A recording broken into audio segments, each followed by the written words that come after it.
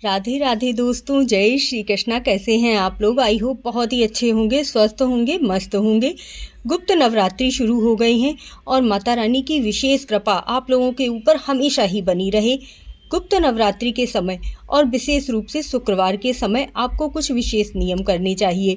देखिए, अपने घर में पूजा पाठ तो सभी लोग करते हैं, मंत्र जाप भी करते हैं। अब काफ़ी लोग हैं जो मंत्र जाप नहीं भी कर पाते हैं, लेकिन अगर आप प्रतिदिन के नियमों में यह शुक्रवार के 5 नियम भी कर लेते हैं ना, तो यकीन मानिए आपके घर में हमेशा ही सुख और समृद्धि बनी रहेगी। कभी भी धन का अभाव नहीं होगा।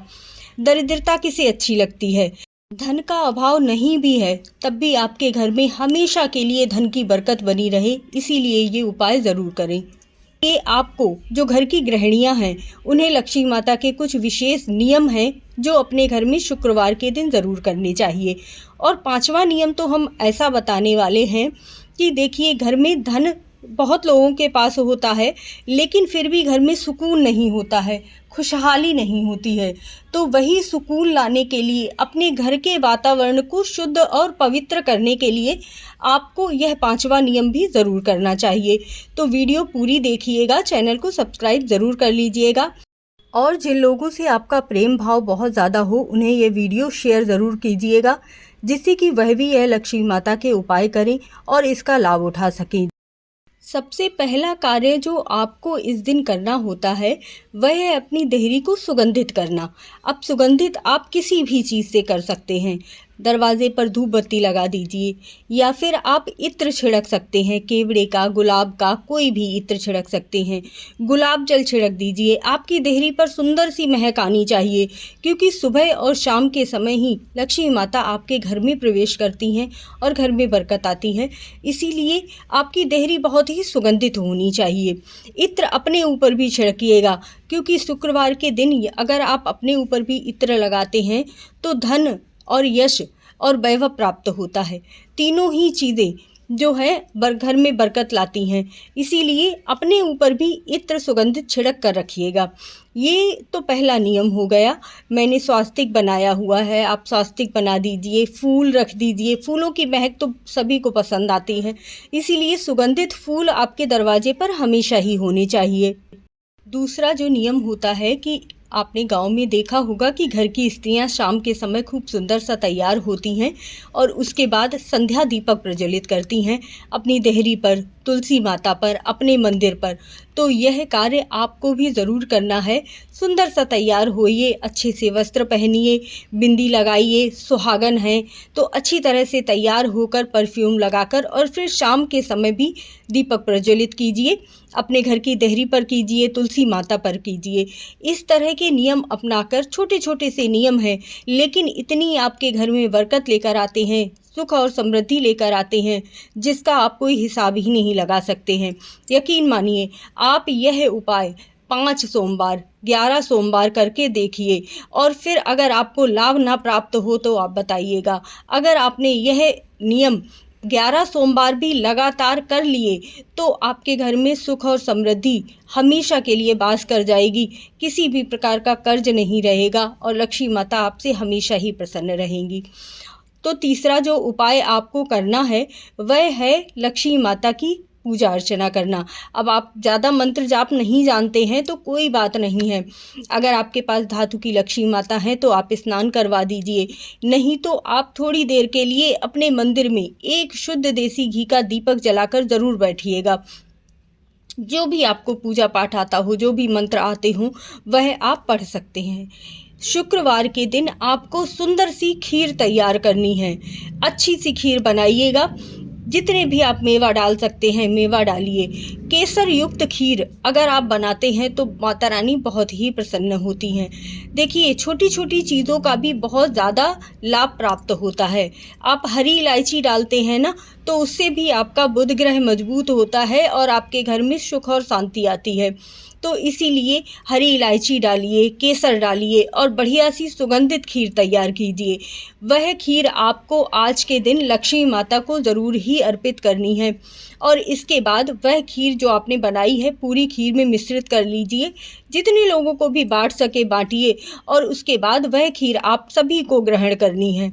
यह प्रसाद होता है माता लक्ष्मी का, जो आप सभी लोग ग्रहण करते हैं। आपके घर में इससे शांति आती है। एक बात और मैं आपको बता दूं कि कभी भी लक्ष्मी माता की पूजा अकेले नहीं की जाती है। आपने दीपावली पर भी देखा होगा कि लक्ष्मी माता और गणेश भगवान की पूजा की जाती है, क्योंकि गणेश भगवान प्रथम पूज्य होते हैं। और इसके साथ ही लक्ष्मी माता को यदि आप विष्णु भगवान के साथ यानी कि शालिग्राम भगवान के साथ पूजन करते हैं, तो यह लक्ष्मी नारायण पूजन आपके घर में सुख, समृद्धि, ऐश्वर्य दिलाता है। आपके बच्चों को खुशहाली दिलाता है। नौकरी नहीं लग रही होती है तो आपके बच्चों की नौकरी लग जाती है, क्योंकि कहा जाता है कि लक्ष्मी माता चंचला है, चलायमान है। यदि उनकी पूजा विष्णु भगवान के साथ की जाती है, तभी वह आपके घर में विराजमान रहती हैं और चिरकाल तक रहती हैं, हमेशा आपके घर में ही निवास करती हैं। आप इस दिन हल्दी का तिलक, मैं हर वीडियो में बताती हूँ कि जब भी आप विष्णु भगवान की पूजा करते हैं ना, तो हल्दी का आपको विशेष प्रयोग करना चाहिए। अपने मस्तक पर भी हल्दी का तिलक लगाइए और विष्णु भगवान को भी हल्दी का तिलक ज़रूर लगाइएगा। यह हो गया चौथा उपाय। पांचवा उपाय जो आपको करना है, अगर आपको बहुत ज़्यादा मंत्र नहीं आते हैं, मंत्र जाप आप नहीं कर पाते हैं, तो आपको शाम के समय विष्णु सहस्त्र नाम का पाठ अपने मोबाइल पर चला लीजिए। आपके घर के बच्चे भी सुनेंगे, बड़े बुजुर्ग हैं वो भी सुनेंगे। आपके घर का ऑरा इतना मजबूत हो जाएगा, आपका घर का वातावरण इतना ज़्यादा शुद्ध हो जाएगा कि आप यकीन मानिएगा, आपके घर में किसी भी प्रकार की कलह नहीं होगी, झगड़ा नहीं होगा। आपके घर में संपत्ति थोड़ी हो या ज़्यादा हो, लेकिन अगर घर का माहौल सुख शांति भरा हुआ नहीं है, तो आप समझ लीजिए कि उस पैसे का कोई मोल नहीं होता। इसीलिए आप अपने घर में विष्णु सहस्त्र नाम का पाठ ज़रूर चलाया कीजिए, या फिर गायत्री मंत्र आप धीरे धीरे साउंड में चलाते हैं ना, तो इससे आपके घर की नकारात्मक ऊर्जा बिल्कुल भी दूर हो जाती है। इस समय गुप्त नवरात्रि चल रहे हैं और शुक्ल पक्ष है, तो अगर आप कल के सोमवार से ही यह उपाय करना शुरू करेंगे और 11 शुक्रवार तक करेंगे, तो आप यकीन मानिएगा, आपकी जो भी परेशानियां हैं वह तुरंत ही दूर होना शुरू हो जाएंगी, क्योंकि गुप्त नवरात्रि में किया गया कार्य आपके जीवन में और ज़्यादा सुख और समृद्धि लेकर आता है। एक उपाय जो मैं हमेशा कहती हूँ कि शुक्रवार के दिन आपको केले का दान ज़रूर करना चाहिए, गाय को रोटी ज़रूर देनी चाहिए, कुत्ते को शाम की रोटी ज़रूर निकालिए। इसके साथ ही चींटियों को थोड़ा सा 1 कटोरी आटा शुक्रवार के दिन आप निकालना शुरू कर दीजिए। यह दान ऐसे होते हैं जिन्हें गुप्त दान कहा जाता है।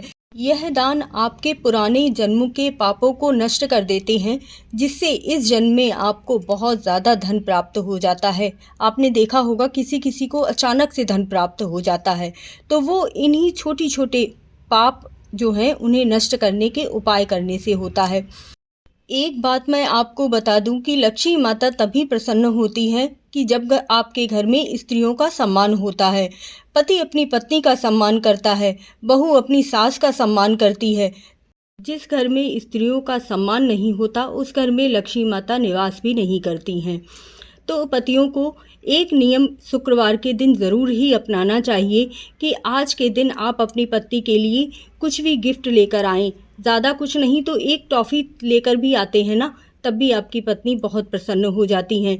एक गुलाब का पुष्प लेकर आएँ, या फिर कोई मिठाई लेकर आ सकते हैं। कुछ भी अपनी पत्नी को प्रसन्न करने के लिए लेकर आइए, अपनी माता को प्रसन्न करने के लिए कोई गिफ्ट लेकर आइए, या कुछ ऐसे कार्य कीजिए जिससे कि आपकी माता आपसे प्रसन्न हो जाएं।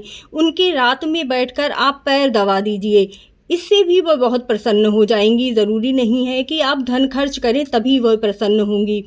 तो इस तरह के उपाय करने से और अपनी माता और अपनी पत्नी का सम्मान करने से लक्ष्मी माता प्रसन्न होती हैं और आपके घर में कभी भी धन का अभाव नहीं होता है। आपके बच्चे तरक्की करते हैं, घर में बरकत आती है। अगर आपको यह नियम और उपाय अच्छे लगे हों तो कमेंट में जय श्री कृष्णा ज़रूर लिख दीजिएगा और वीडियो को ज़्यादा से ज़्यादा शेयर कीजिएगा।